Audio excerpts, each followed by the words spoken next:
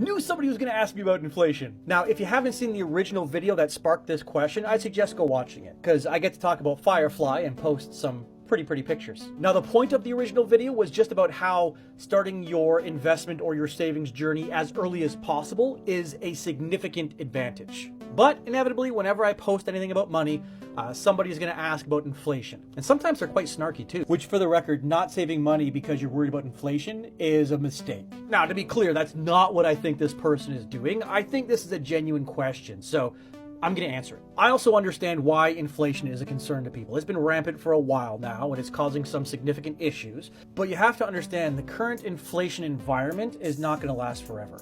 We've been through several high inflation environments before, and we always come out okay on the other side. It doesn't feel like that when we're in it, but trust me, this is not going to last forever. So basic premise of the video, we've got two guys, Simon and Jane. Both are 25 in the start of all of this. On day one of his job, Simon starts saving $100 a month. He does that for 10 years, and then he stops contributing to the investment and just lets it coast until he's 65. Jane, on the other hand, doesn't do anything for the first 20 years. He wants to wait for a little while. Now, when he's 45, he starts investing $150 a month and does that until he's 65. Both guys get an average annual rate of return of 5%.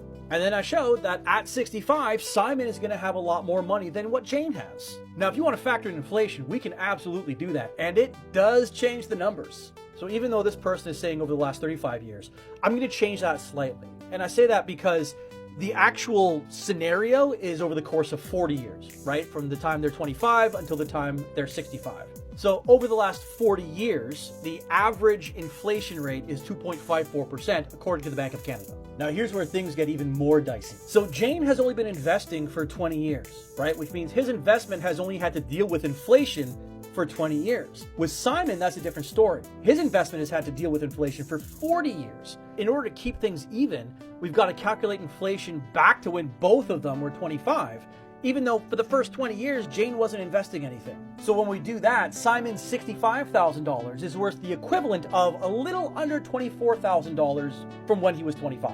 And when we do the same calculation for Jane, that $59,000 that he has at 65 is worth the equivalent of just under $22,000 when he was 25. So even with inflation, it's still a huge advantage to start as early as possible. And also, inflation is a bitch.